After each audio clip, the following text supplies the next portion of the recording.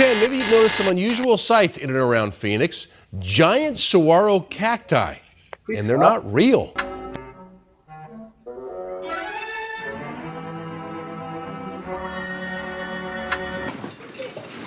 それじゃあビデオ見てもらいます。寝んなよ。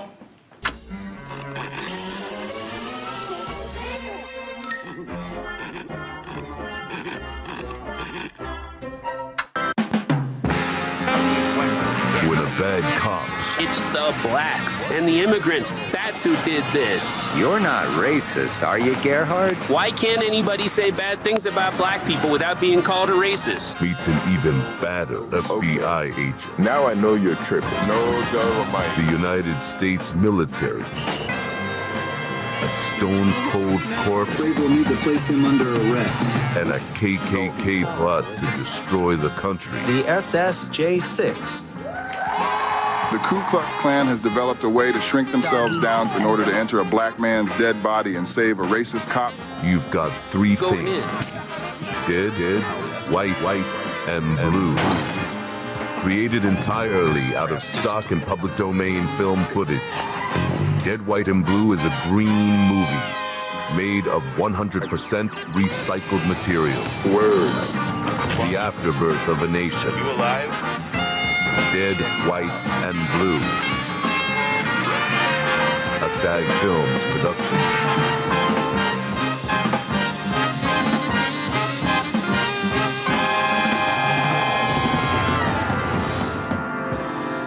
Ain't nothing but a thing. Hello, my name is Gabby. I'm a psychic and love specialist. I have helped many people through the years in my profession. If you would like to get a reading done, you can call me today. Sending you peace, love, and light.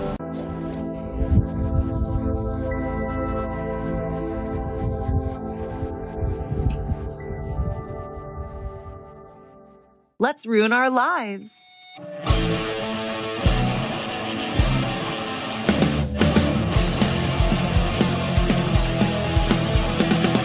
Getting pissed at high tides, chewing up like cyanide. Please don't revive. Let's ruin our lives. Some pills in acid, nails in my casket. That sounds romantic. To just ruin our lives. それじゃあビデオ見てもらいます。寝んなよ。 Hello, everybody. Welcome back to Let's Ruin Our Lives. I am your host, Josh Hensley, former street poet and failed musician. Today, I am interviewing a filmmaker coming from Echo Park, Los Angeles. A very interesting movie called Dead, White, and Blue, made entirely out of recycled footage, government footage, stock footage, I guess you want to call it. We'll definitely get more into that. He is the president and owner of Stag Films, great name, by the way, and writer, director, producer, Mike Davis. Thanks so much for coming on, sir.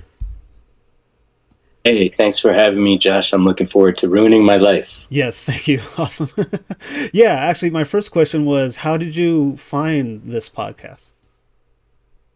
You know, well, what I love about what you guys do is that you're obviously very influenced and inspired by punk rock and do a lot in that realm. And that's kind of my approach with everything I do in terms of filmmaking. Nice.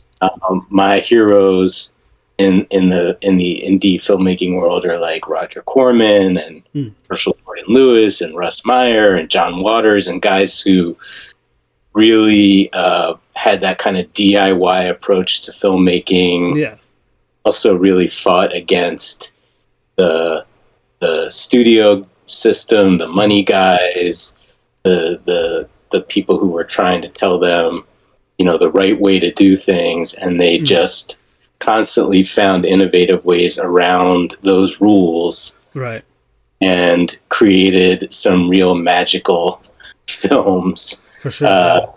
As a result of that. So that's kind of the spirit in which Stag Films was born. Nice. I came out to Los Angeles just wanting to be a screenwriter and really just was having a hard time trying to infiltrate the Hollywood system, right? I bet. And you know, get those gates open and those permissions from you know all the bureaucracy, and I decided to just go on my own and start making independent films. And then, of course, at that point, it's all financial. You know, it takes a lot of money to make films. So that was sort of my next quest was, okay, how can I do this on very little money? Mm-hmm. How did you? I mean, that's how I came into my fascination with stock footage, public domain films. Those are things that I've been collecting over time. I love the look of those grainy 16 millimeter films from the 50s, 60s, 70s. And, you know, the first movie I made was called Pervert. It's, we shot it up on the Faster Pussycat Ranch in California City. Cool. That was like a real movie. It was low budget. Yeah. But that was just kind of done, you know, typical indie filmmaker style. And, you know, it was a great experience. But even that involved a big crew and lights and cameras and gaffers and food service. And, nice. You know, it ended up, even a low budget movie was still more money than what most people have access to. For sure. So here I had this pretty large collection of old footage, and I started just playing around with it, editing it together, making little short films out of it.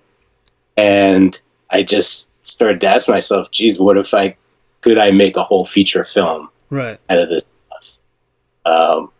So that's how the technique of what I call green filmmaking, green movies, it's all recycled material. Sure, yeah. That's how that was born. Are you the first person to do that?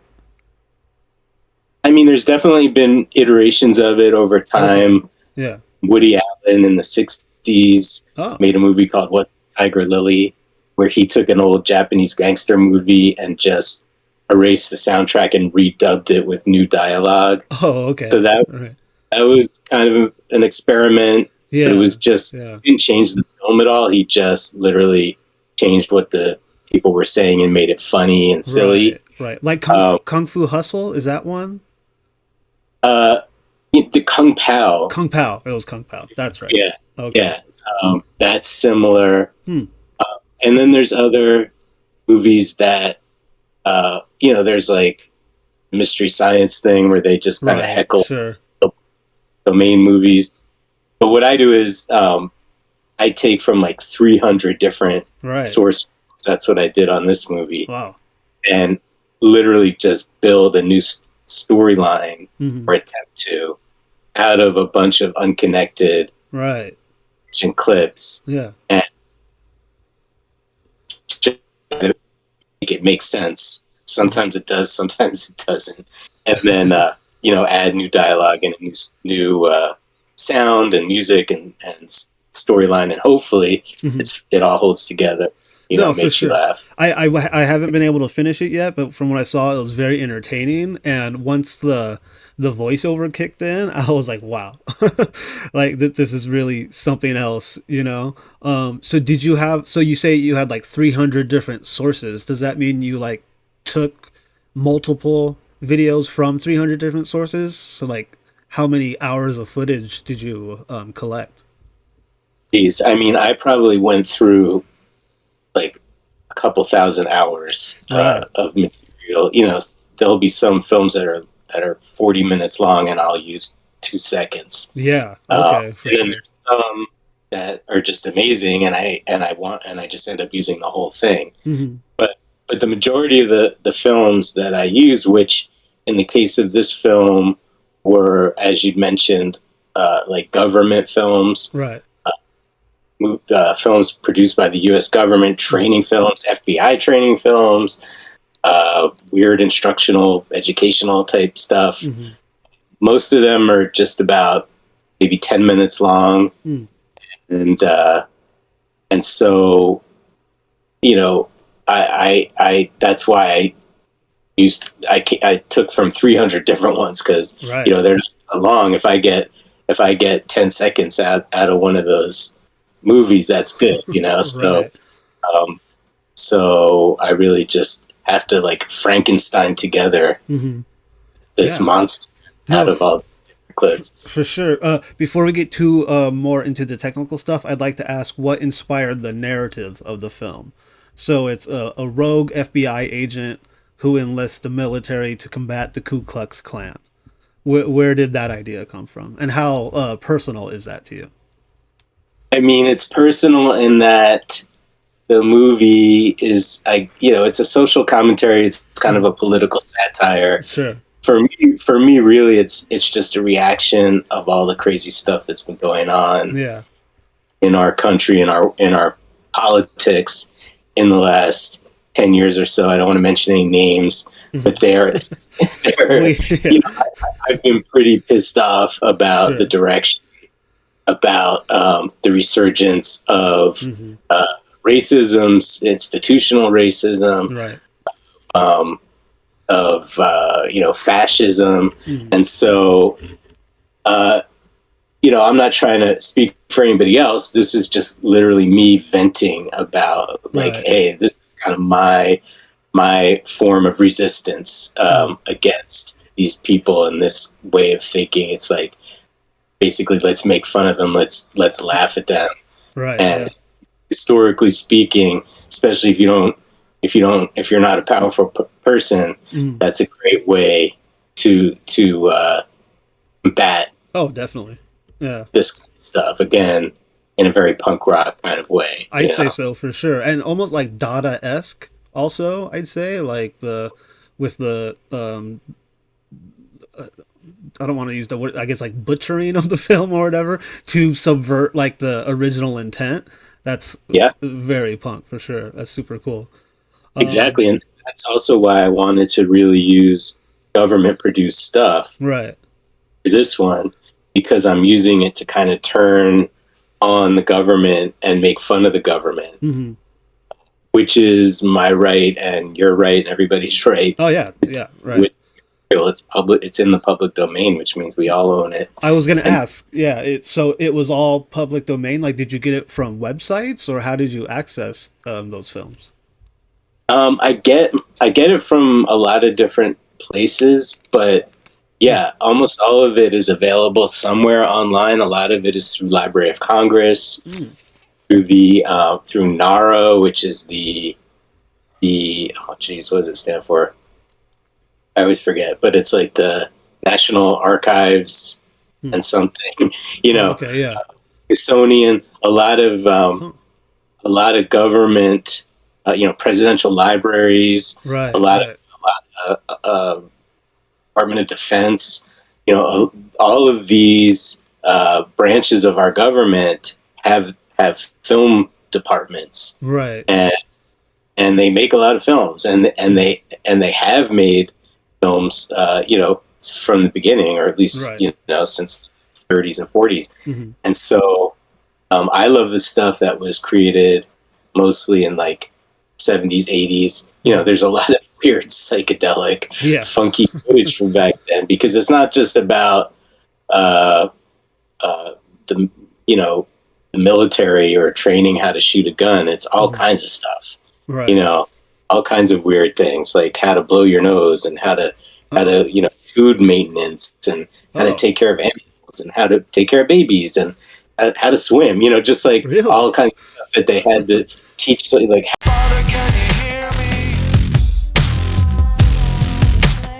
Okay, so they don't only make propaganda and training films, they're also just doing like basic instructions on mundane activities, you're saying? I mean, that's not the majority of it, but there are films like that. I mean, in the especially late 60s, early 70s, they had to make a lot of anti-drug films, because I guess there was a lot of soldiers discovering drugs, and there's a lot of like, don't smoke pot or don't take LSD, because you'll go crazy and you'll start shooting people with your gun. Right. And so there's they they hired film companies to create these bizarre films, and some of them are really cool. Okay, so how long did editing take you? Did it just take like years to make?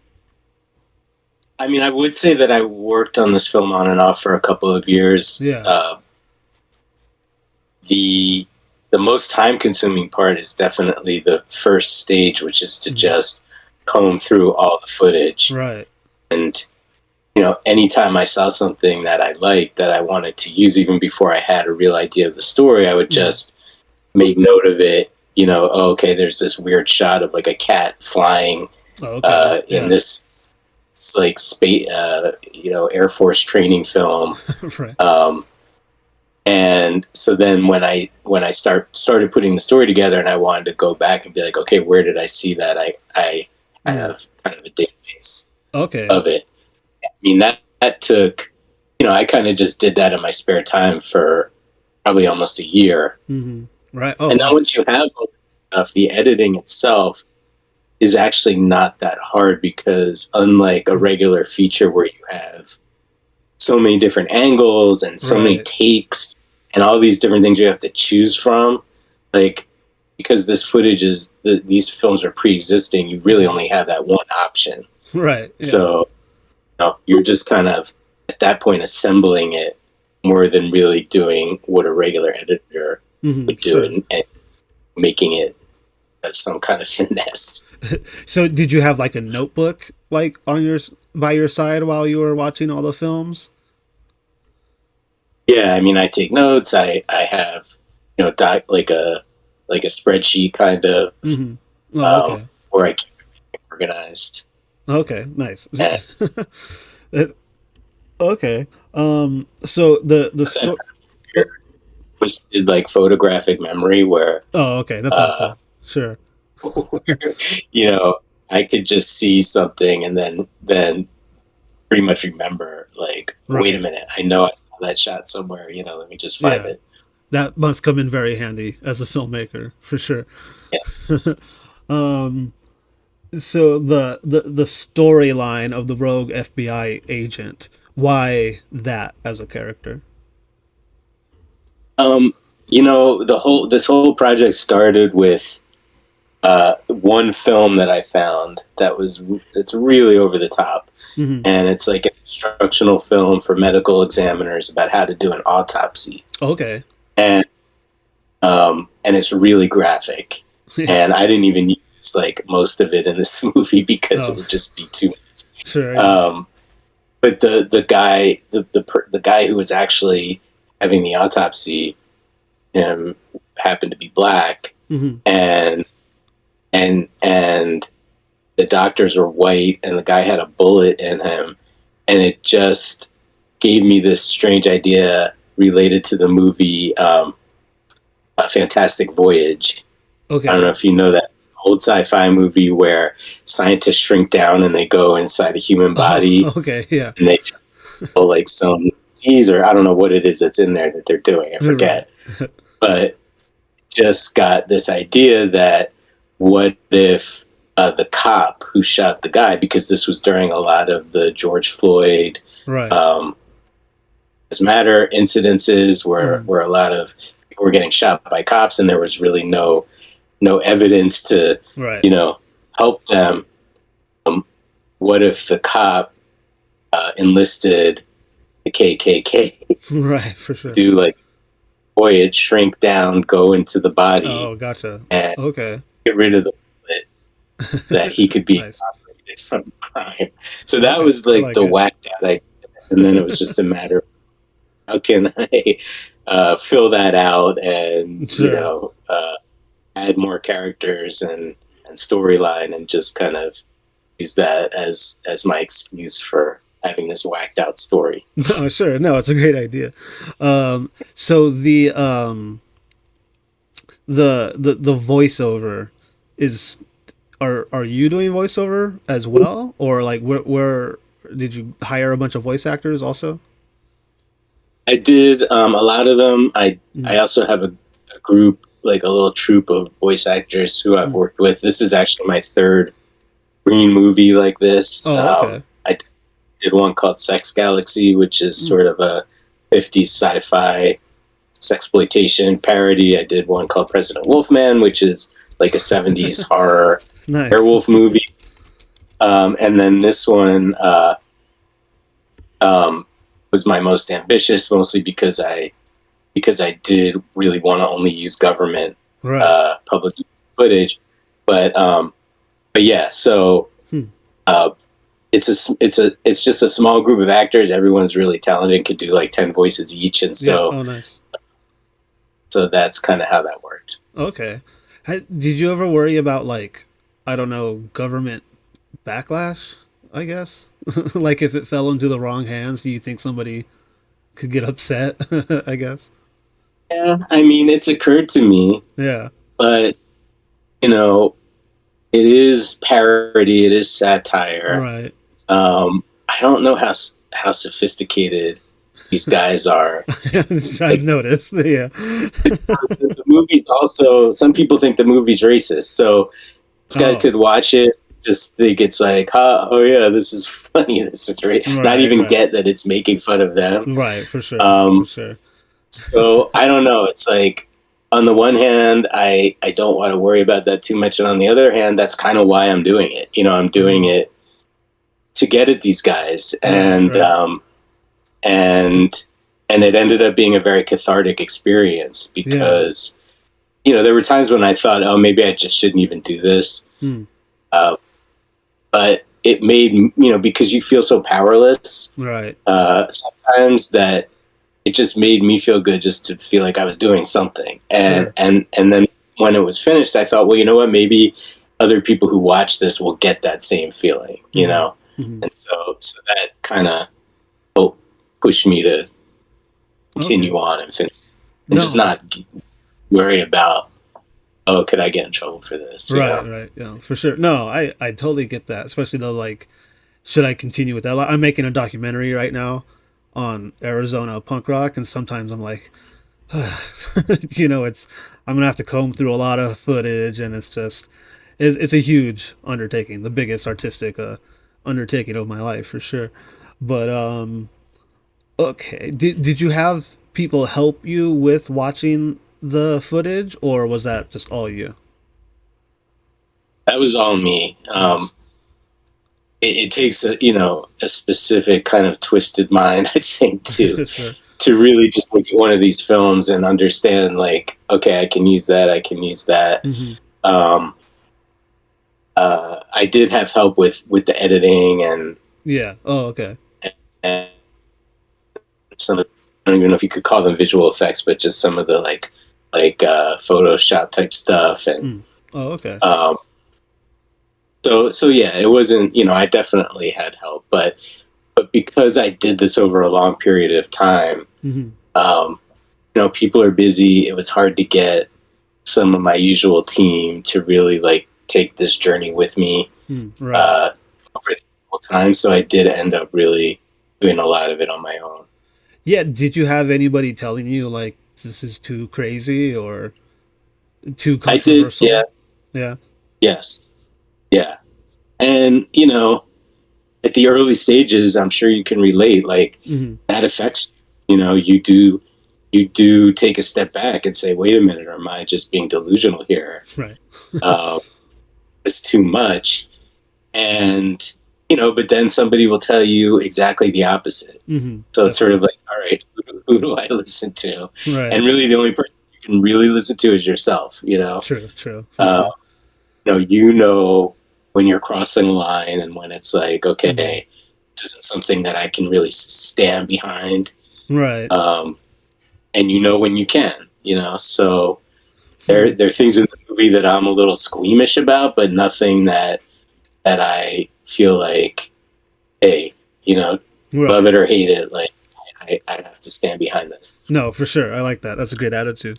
Well, I mean, I'm also a fan of exploitation movies, and I feel like that's, you know, I guess they've always sort of been like more niche, underground type of cinema, you know, and like in today's world, I would probably would think that most people have no idea what an exploitation film is, and and not realize that a lot of the time, like, it is satire, like it's making fun of a genre or whatever, or like any given subject. So I guess my question with that would be like, and not to reiterate what I always already asked you, but like, do you? I guess what I'm trying to say is, does media illiteracy seem to be a problem with audiences when watching your work? Like people not understanding that it's satire? It's a good question. It's hard for me to answer because I don't know. The people who really don't like what I do probably just leave and don't bother. Right.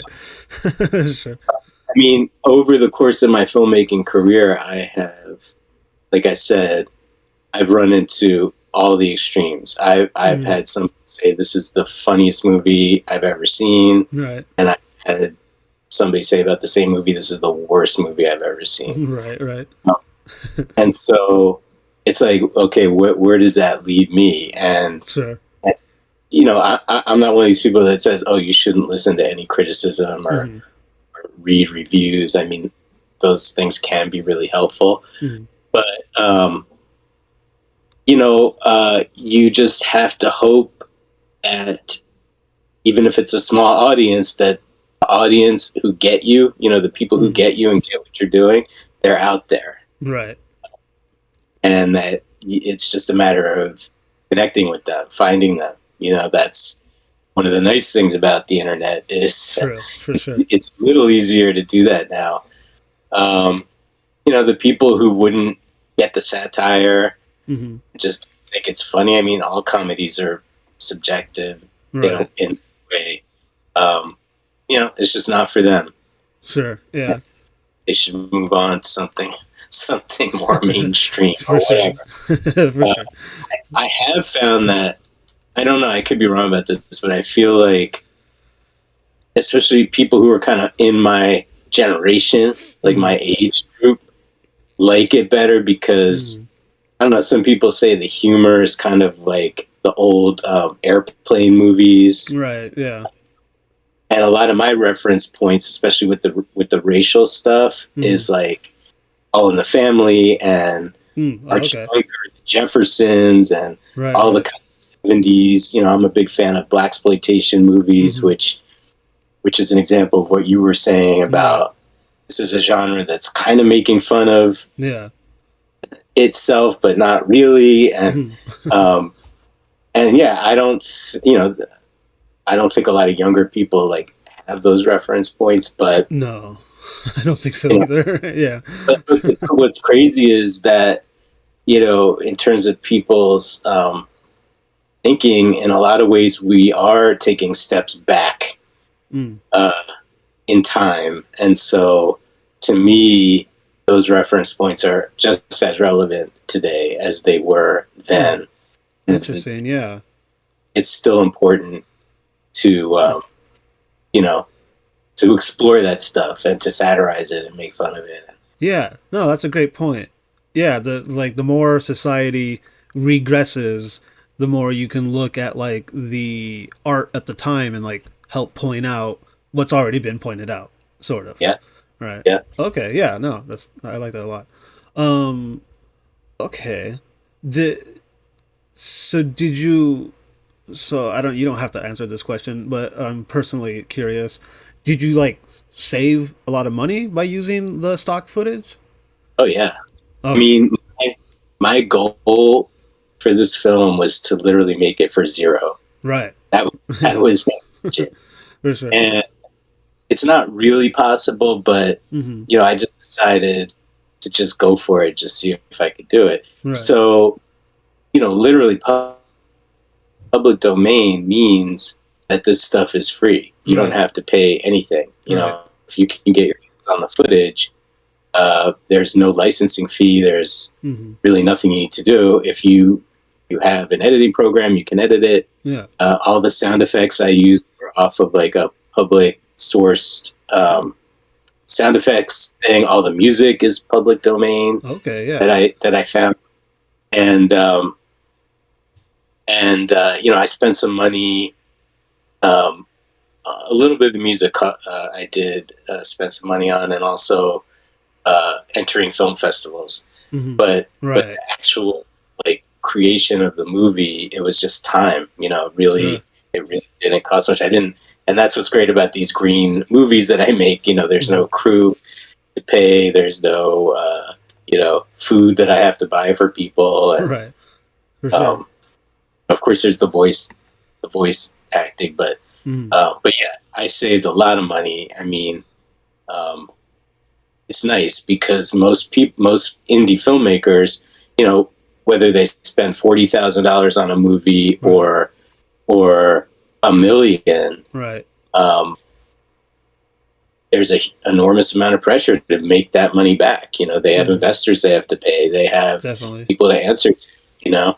And it's really nice to not have that pressure. Of course, I want it to be successful, but for me, this movie was way more about just getting it out there and having people see it and trying to make money. But the lower your budget is, if I make $20 on this movie, like, hey, I'm doing all right. Out of the red, yeah. Hey, no boss, no boss, no budget. That's the that's how we do it.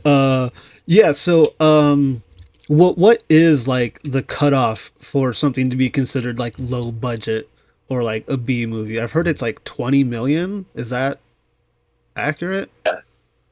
Sounds like a lot now. I mean, at one time, right. I mean, if it depends what you're comparing it to. If you're comparing it to a Hollywood movie or Disney, Marvel movie or something like, then yeah. I mean, generally, I think even now, like probably 5 to 10 million would be considered. That's so crazy. Healthy budget for a low budget movie. Wow, that's nice. Where you could still maybe get a name actor, right? If it was like a romantic comedy or something, where it's just like, just a few people in a house or something, right? But the real indie filmmakers who I hang out with. I have a good friend who made a movie that, it looks good. It's not a Hollywood production, but he had a real crew, and it looks like something you would see on Netflix. Yeah. And I think he spent $40,000 on that. Nice. Which is compared to most movies, that's really, really low, but that's still a lot of money, Right. That's still a lot of money to make back. Mm-hmm. Especially when, you're making like 0.2 cents a stream or something. Is that how it works on the streaming for movies? It's something. It's low. I mean, I had a distributor tell me once, and this was a while ago, but he said that if you want to see any kind of a profit back on a movie that you make, you shouldn't spend more than about $5,000 on the movie. For sure. then you can sort of count on making most of that back. Right.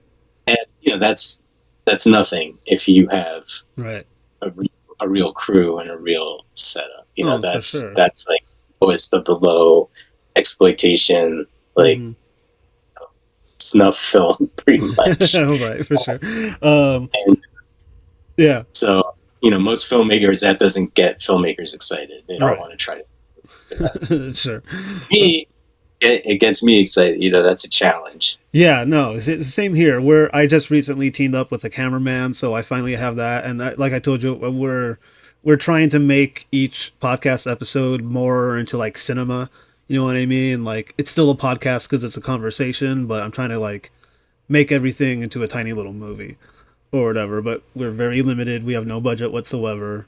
I'm sure you're familiar with Trauma Entertainment, right? Yeah. Have you? Before I ask this question, the first filmmakers I ever interviewed last year, or no, I guess in 2024, was the first time I interviewed them. They made a movie for like, I want to say 12 grand or something like that. It took them like a week to make, and I forget how it came about, but Lloyd Kaufman like found them somehow, and he produced the movie for them and is distributing it for them. Have you thought about like contacting Troma or other like distributors like that? Yeah, I mean, this movie, Dead, White, and Blue, actually does have a distributor. There's a company I work with called Leomark. Oh, okay. Right. And they are officially distributing this movie. Oh, okay. First movie that I mentioned, it was called Pervert, which was a Smyer homage. We actually were in talks with Troma. Oh, because it's a very Troma-esque. Yeah, perfect title for Troma. I don't know what your friend's experience is with them, and I, I don't want to disparage the company, but with a lot of smaller companies like that, the thing that's hard is getting them to pay you. Okay, for sure. And it's not necessarily like, oh, they're ripping you off or stealing from you. It's just that it's the same thing that they're dealing with. Like, they have to put a certain amount of money into the movie to promote it and do what they do. And then they have to make that money back before they can give you your money. Right. And sometimes that just takes years, or it just never even happens. Okay. Wow. I know a lot of filmmakers who've been in that situation with distribution companies. Really? Okay. Yeah, it's very frustrating because it's like, I did everything I was supposed to do. I made my movie. Right. I sold it to a distribution company, which means not that they hand you a check. It means, oh yeah, once your movie starts making money, then we'll pay you. Gotcha. Okay. And I've been waiting for 2 years and it still hasn't made any money. And then you ask them like, what's going on? And they're like, well, we had to do this, we had to do that. And some of them are telling the truth and some of them aren't. Right. You have to be really careful. You call it creative accounting. So but it's just like a record deal. Yes. Yeah. Yes. Okay. I can see that being very frustrating. Yeah. Yeah, it sucks. And, I think there was a hope that with the streamers and everything that maybe some of those companies could get kind of out of the equation. Right. But it's still really difficult just to get the word out, about your film without just doing it by yourself. Like you really need help. Yeah, definitely. So, I'm sorry. That's why people like you and podcasts and reviewers, festivals, all that stuff. It's like so important to me to have people who just believe in the film and say, "Hey, yeah." I guess that would be a good thing about social media. Then it's like a grassroots community of artists and people who love art. I get totally. One of the positives, one of the few positives, I guess, or whatever. Okay, so is Lexmark? Did they like? I'm interested. I'm sorry. Leomark. Sorry about that. My apologies. I'm interested in how Dead, White, and Blue got onto Tubi. Did they assist with that, or is that something you like submitted yourself? Yeah, they did that. I worked with them on. They distribute Sex Galaxy, which was my first screen movie. Yeah, and they just have a relationship with Tubi. Oh, okay. It's not. I don't want to say it's not that hard to get on Tubi, but there's so much. I mean, I love Tubi because it's like, the most obscure thing you could think of. There it is. Exactly. But that also leads me to believe that it's maybe not that hard to get a movie on. Sure. I know it has to at least be in 4K and more than 30 minutes, I believe, is like at least some of the rules. Well, it doesn't have to be in 4K because Dead, White, and Blue is not in 4K. Oh, okay. All right. it does have to pass some quality control thing. Right. But yeah, I mean, I've seen some pretty, bad looking exploitation movies on there, so I think they're pretty permissive. But yeah, I mean, those are the kind of things that a distribution company is good with. They have contacts with the different outlets and it's nice to just sort of have a company behind you, and so Sure. that you're not by yourself. Right. Yeah. And I'm sure it gives more credibility to like potential, I don't know, whoever, right? Yeah. Yeah. If they're going to the film markets, they're always, right. Trying to, it behooves them to try and get something happening with your film. So sure. Right. So they're out there ideally working hard trying to push it. Right. What festivals did you submit to? I submitted to a lot of like the underground film festivals. Yeah. Some of the bigger ones, like I know I submitted to South by Southwest. Okay. And like Fantasia Fest and Genre Blast. These are sort of the Boston Underground Film Festival, Chicago Underground Film Festival. Those are like the upper tier underground fests. Gotcha. Okay. And I didn't get into like most of those, but then I got into some really, really cool little ones. Yeah. There's one called Scum Dance in San Francisco. Nice. That's awesome. Moving Picture Thriller Festival. Okay. Yeah. And those festivals may not have Amazing Fantasy Fest in Buffalo. Those festivals may not have all of the perks of the bigger ones and the sponsors and all that, but they're also, you get a lot of personal attention and meet a lot of cool people. Sure, yeah. Thing you are. And so I had a great time going around and participating in as many of these as I could, because it's really the only time as a filmmaker that you really get to just enjoy your film and see it with an audience. And yeah, that must feel exhilarating. I mean, that must feel sort of like out of body, I'd imagine. I mean, if they like it, right. But sure. I mean, sitting in a theater with people laughing or applauding, whatever it is, I get, it's not just an ego thing. It's just sort of, hey, this is what I did it for. Right. I did it for these people to be able to enjoy this, and it is really nice to be recognized for that. For sure. So it's streaming currently on Tubi and Fossum. Are those the only two streaming services right now? As far as I know, it's supposed to be on more, but I guess Leo Mark is going to have to tell me. Yeah, sure. It's also available on DVD. Oh, nice. And we're having a big screening in Los Angeles. Cool. And in Long Beach. Oh, on nice. June 7th. Oh, day after my birthday, and I was born in Long Beach. Oh, really? Okay, well, you should come. I wish. What theater in Long Beach, or whereabouts? The art theater. It's part of the Shock Go-Go Film Festival. Oh, okay, nice. Which is big for this film. Very cool. It's a really good lineup of films. Some like retro vintage stuff, and some new stuff. And it's going to be a really good time. So anybody in Father, can you hear me? You gotta fight!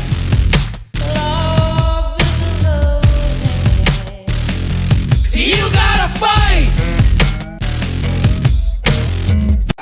Well, hello, and good existence to everyone out there in this ever-expanding universe.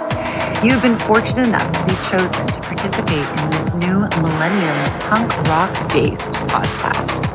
Let's ruin our lives! Together we will discuss very important issues such as music,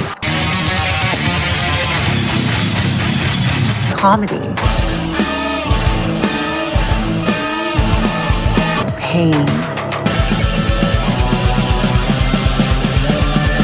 spiritual extortion, the importance of kindness and of love, freedom through ritual ecstasy, and the completely unbearable weight of authoritarian compliance. Please enjoy your show, subscribe, like, and comment below, and always remember that William Blake said, "I must create a system or be enslaved by another man's." Now have a good life. I must create a system or be enslaved by another man's. I must create a system or be enslaved.